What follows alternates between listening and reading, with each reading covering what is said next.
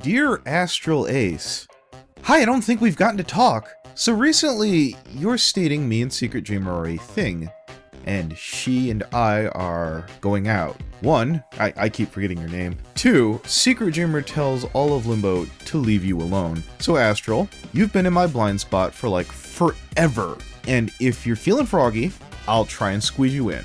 Dear Corpulent Brony, the rift you applied to is not like the old one you know.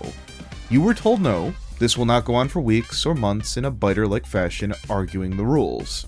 I could be a real cunt, but here you go. The hiatus that you'll have all this content to be able to dip back to if you find your way into it. You won't have to rush a schedule back. So, yeah, and to be to honest too, I've really lost a lot of motivation to make videos. There doesn't seem to be as much, because I worked a lot on some videos that took a lot of effort, and they just really don't. Nothing happens with them, even with... It's not even about... Yeah, I mean, there's no... I'm not looking for a monetary payout, but there's no mental payout. There's no real recognition anymore or anything. And it's just... I don't really feel like anybody really cares. And there's a lot of people out there who are really belittling the analysis community, for better or for worse. And... you know, nothing's really happening there. So many of the analysts that get views nowadays are just so cringy to watch. Do you feel it's too many people trying to be funny? It's people trying too hard to be an entertainer at this point. In the analysis thing? Yeah. Definitely. I think that's become almost the focus of these videos to the point where, like I said, they're cringy. I don't want to watch them. But this is what everyone else seems to want to watch. And I said that, you know, I feel like nobody really wants to watch my content or our content. Yeah, but there are a couple people who do watch it, and I just learned that these people are watching these videos. And 2 names pop into my head, and that is Mitch Larson and Nick Confalone. Yeah. Apparently, the show writers, some of them are interested in these analysis videos, at least the serious ones. I doubt they're watching most of the ones the Rift puts out. There's no way. Well, no, we're not. I'm trying to talk about like the higher tier. Like there was a panel which I'm probably sure you skipped over called Critiquing Through Comedy, which are Silver Quill, Josh Scorcher, Toon Critic, Nikki V, and who the hell else is on there? Voice of Reason. Basically, they spent most of the time verbally putting over Doug Walker as the nostalgia critic style. You know, hold on, just to interrupt you. You know what the issue is? The issue is having those faggots do that panel, and they're not funny. They're not funny. I'm sorry. None of them? Come on, none of them? I'm sorry. Who is Doug Walker? Nostalgia critic. Oh, I wouldn't know about that, but you're not missing a lot.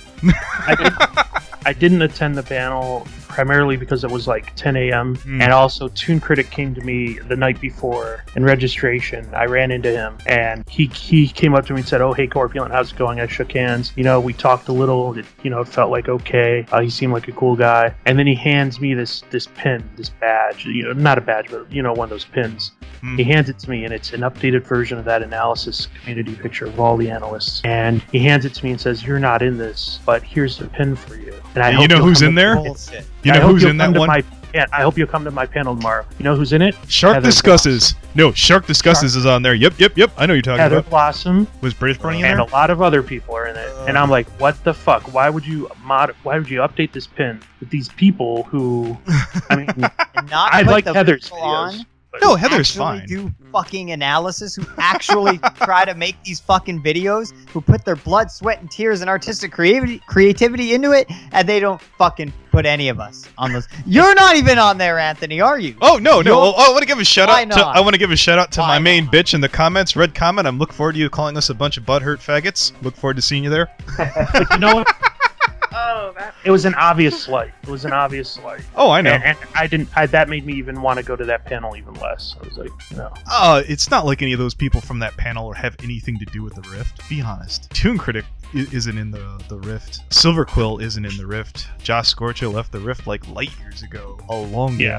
Let's see who the Voice of Reason left.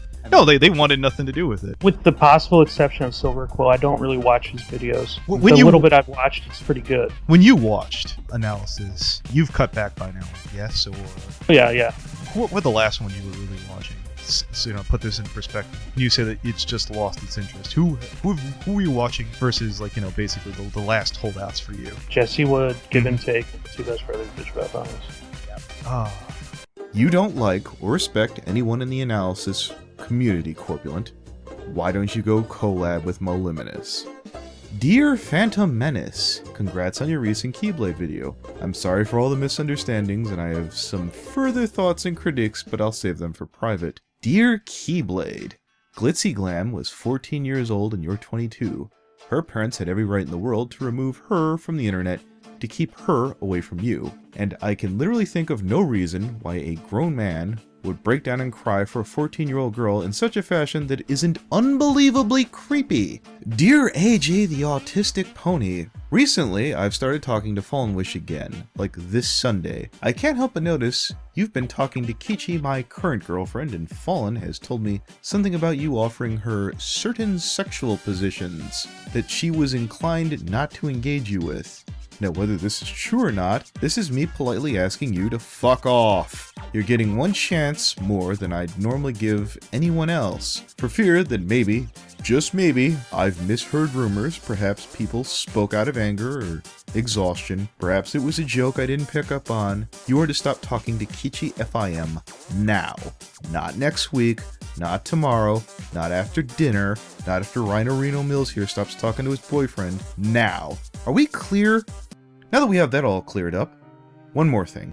This goes out to Limbo's good friend Vlad at Media Mongers. I was told that you have a severe heart condition where you might only have a month left to live. While your time with Limbo has been short, I feel your absence will be deeply felt.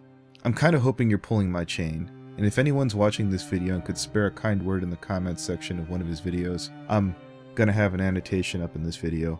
I'm sorry I should have had something deeper to say, but this kinda sorta got dumped on me, and I legitimately hope it's a misdiagnosis. My prayers and wishes go out to you. That's what I was gonna say, man. Like it's not even that though. They say shit and it's not like interesting, or it's not like analysis, and it's not what I want. And I go, what's the point in us putting all this effort into thinking about this kind of shit and making videos when no one fucking watches them? And the Brony Notion over here is getting 500 million fucking views, and he's not doing anything. He's not even saying anything. He's not that horrifically bad, but there's like nothing of really great substance there. I'd say maybe like a notch or two better than Dr. Wolf. There are at least, well, his videos are always really short, and he never actually says anything in them. Oh, that's why I said a notch or two better than Dr. Wolf. No, I didn't say, I wasn't paying him a huge compliment, sir.